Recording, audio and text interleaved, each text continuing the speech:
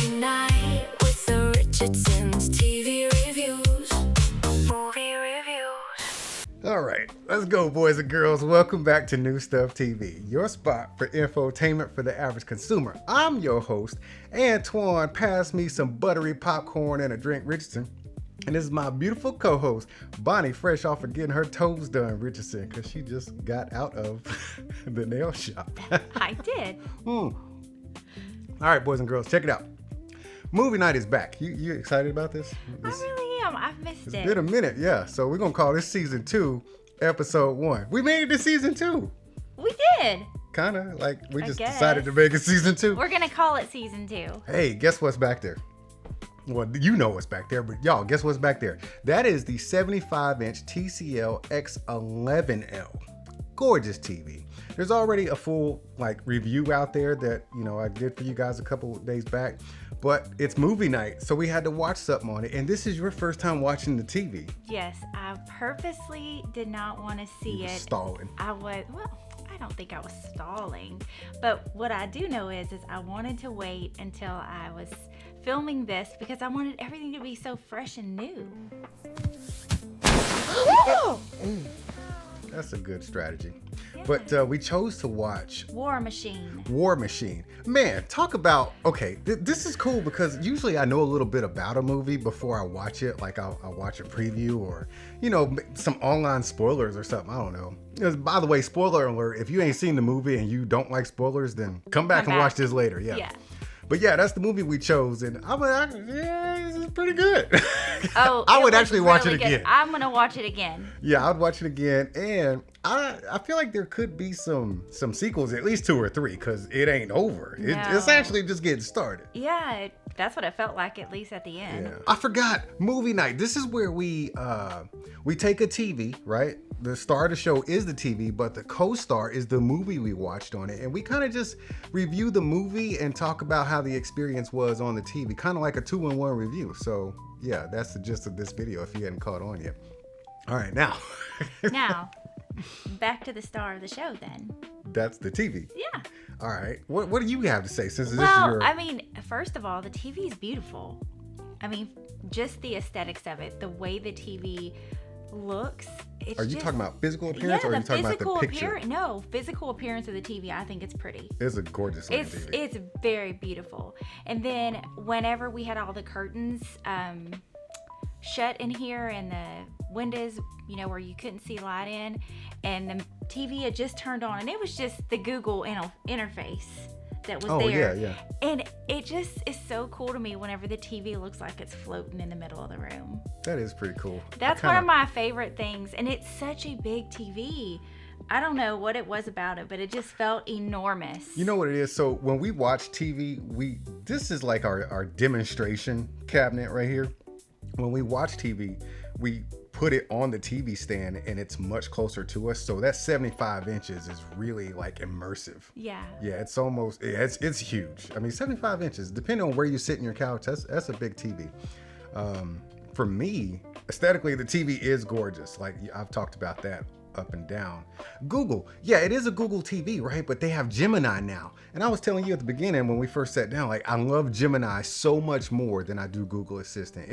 To me, it just works better. And especially when you command the TV to do something, it works better. It's faster and it just does what it does without interfering with what's going on the TV. So I appreciate that as far as an upgrade. Very user-friendly it looked like, from just the perspective of navigating to get to the movie. We were not even sure. Remember, we weren't even sure what app it was on. We opened up Amazon because Alan Richardson is in Reacher. So we thought it was a Prime movie, but it's actually Netflix. It's a Netflix movie, which makes me kind of mad because when original movies come out from Amazon and Netflix, it's a guarantee it's not going to be on 4K UHD or Blu-ray. So I'm kind of disappointed about that because I would actually buy this. Yeah. On 4K. I could see that. So we're stuck on Netflix with whatever Netflix decides to deliver us. Yeah, but it sounded great. I mean, it was a great movie. It sounded great, but I know that it would have sounded better if it was on disc. Okay. First part of the movie is, it's a military-based movie, so it just starts out, giving you a little backstory, and relation to, where he's going forward or why we're even having this movie. And it just so emotional at the beginning. It got me. Yeah. I mean, just deep. So that was really tough at the beginning to see that. And I felt like the TV performed really well at that beginning part because that's whenever they were in Afghanistan. And I always feel like those scenes are pretty hard because they're dusty scenes. Yes, I and know lots that of contrast. Yeah, there's lots of contrast and there's dusty scenes. So for me, I'm always kind of looking at that whenever we're watching movies and dusty scenes because I still want to see the people. I still want to see the landscape or the trees or mountain or whatever's there. So I really enjoyed that. That really pushes the dynamic range of the TV too when you have like desert scenes because you have all those different amber hues like on the mountain, like the mountain range and then up into the sky and stuff like that. And then the sun, because there's so much that's going on there as far as trying to control the lighting, I guess from the person trying to film those scenes. So I was just very, very impressed with that when it started out. But yeah, that first part of the movie though, it really got me. Like it kind of choked me up a little bit because they're just, it's just they're army. So me being a Marine, I've been out of the military for 26 years now. Damn, I'm old. Anyways, like some of this stuff, it gets to me and I start looking at details and stuff. So being a Marine, I'm not sure what Army does. So I'm looking at some stuff, but I see the boys, boys just, ribbing each other and then they turn out to be brothers and, just to, feel that good banter again between two troops really. And there's this element of surprise, right? That's what kicks off the movie with that explosion and come in and then bam. And the gore, if you like gory movies, oh man, we're talking about dismemberment, people being blown in half, arms, torsos, and just gore.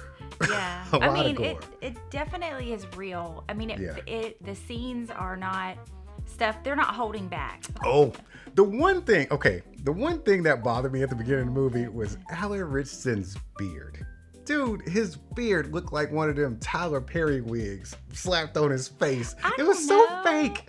It was so freaking fake. It pissed me off, man. Well, I always am going to take up for him. Yeah, that's her boy, man. I like him. He's buff and handsome, so she always going to ride for him. I mean, But you know that beard was raggedy as hell. Well, I mean, I expected it to be raggedy. Why are you going to be all... No, I ain't talking about being groomed. I'm talking about it was a raggedy makeup job. No. It was a raggedy ass makeup job. I don't know. It wasn't that bad to me, y'all. That was the worst part of the movie. Just that one beard, and it's not that long, so you ain't got to worry about it. No. And then they go to current times, or I guess more current times, and his brother dies, right? And before his brother dies, they talked about becoming Rangers. It's morphin' time. Pterodactyl. Mastodon.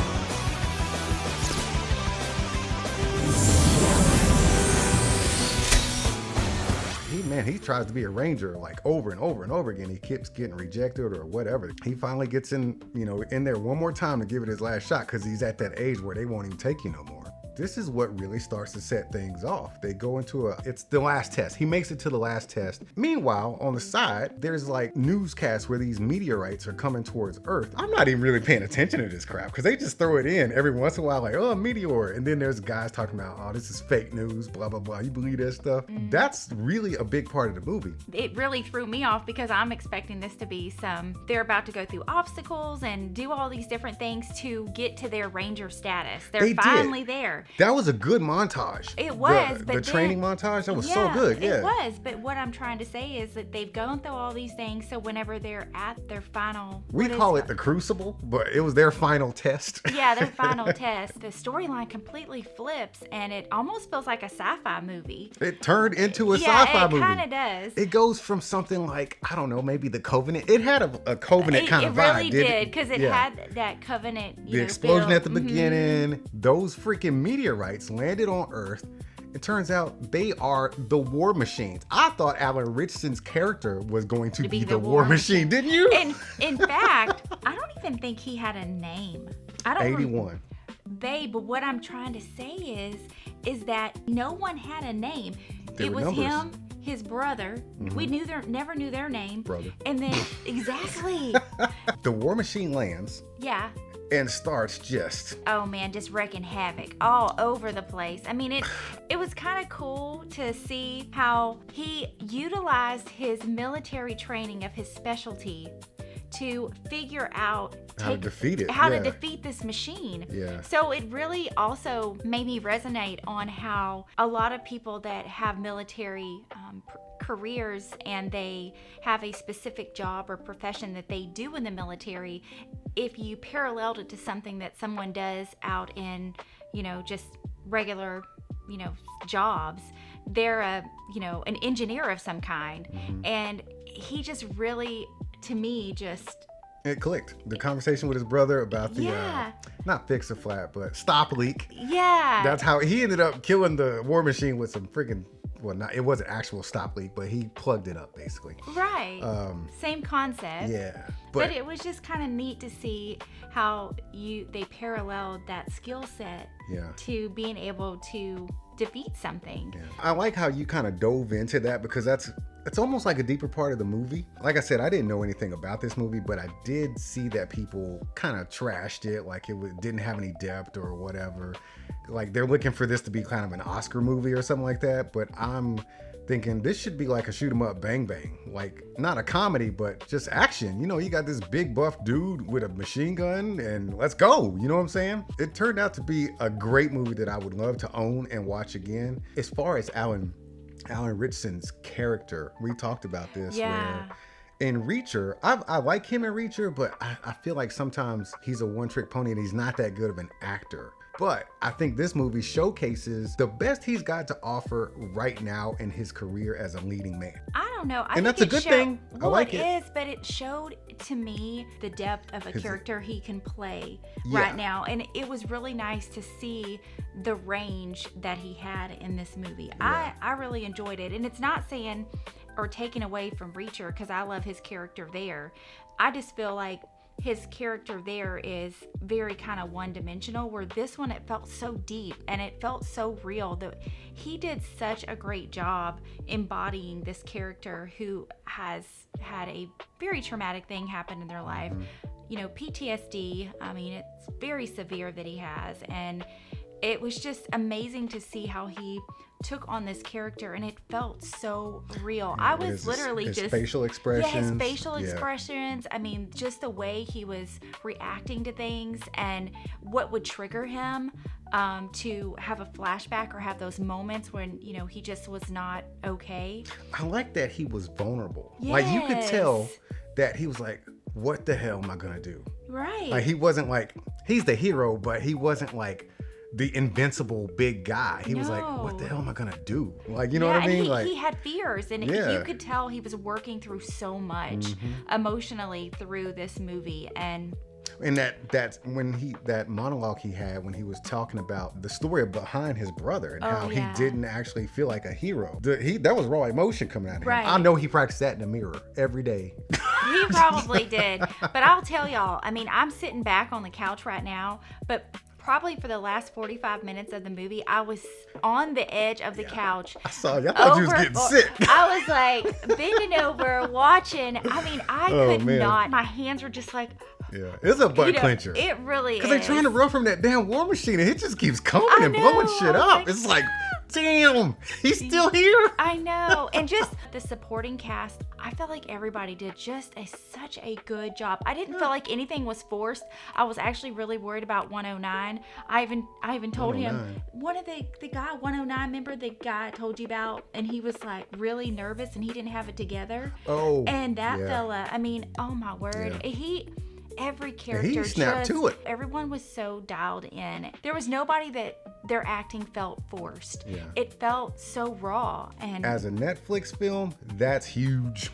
yes, That is big. it really is. Yeah, Because because you get, Netflix films, like, they're pretty, but sometimes that acting, man, ooh. yeah, it's not always the main person that's the problem. It's the supporting cast. Like you can tell, like they're really reaching, Yeah. no pun intended, to I see what you did there. to really embody whoever they're trying to personify. The movie, phenomenal, but the TV, I loved, okay, so I'm real big. I told you about dusty scenes, watching stuff like that, but the scenes where there's landscaping, I am real big on. I need to see some leaves on my trees and on my bushes.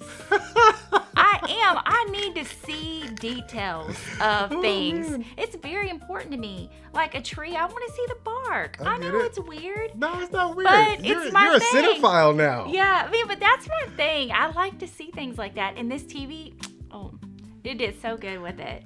Visually, this TV is really freaking great. I did struggle a little bit through half of the movie because I didn't want to start interrupting like the flow of how we were feeling and stuff. But I saw some juddering. I had it on a setting. It was like cinema. It kind of forces a 24p as far as the motion. It was a motion preset. So halfway through the movie, I started seeing that juddering, and it was just annoying me. So halfway through the movie, I went to custom, and I turned the judder.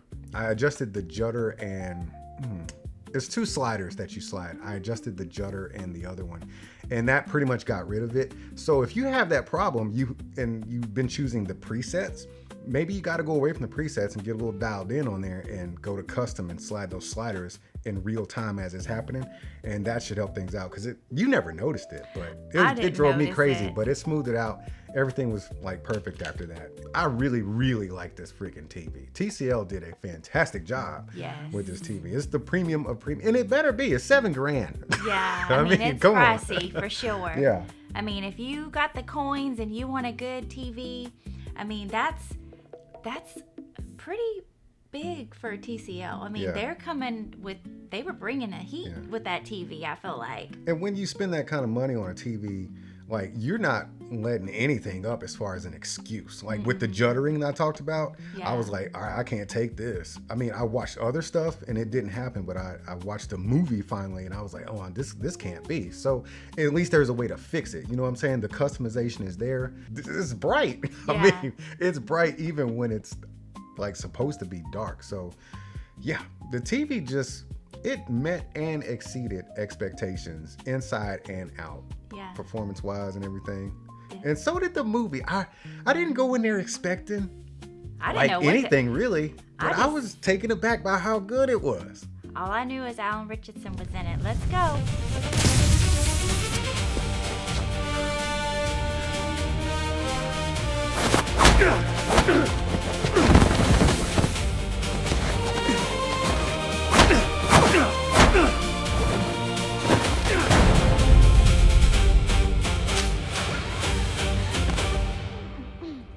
You don't even pronounce his name right. What is it? It's not Richardson. He's not one of us. Well, I don't know. He ain't family. What's his name then? Richson. Ritchson.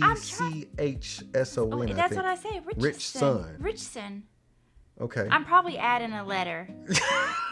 But I'm saying it right in my head. It's kind of like Walter Goggins. It's not Walter, it's Walton Goggins. Oh, yeah, it is. I always do that, I called that too. fool Walter for years. And our neighbor, bless her, she even knew you were saying it wrong all the time. I called that man Walter for like a decade and a half, man. And he's one of my favorites. Yeah. I've been calling that fool Walter. I know. But in my head, I'm saying it right. Oh, man. But anyway, I Good said stuff, he though. was in there, and I said, let's go. So yeah.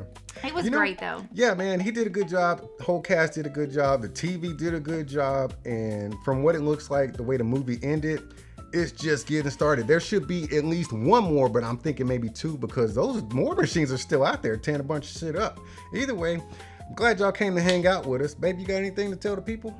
Y'all should watch War Machine. Watch that movie. Yes. I mean, yeah, you should definitely do Definitely. that. So good. All right, well, we got to go do stuff now. We can't be hanging out with them all night. I know, but it was fun. Yeah, I'm glad y'all showed up, man. Season 2, episode 1. We'll see you when we see you. Bye.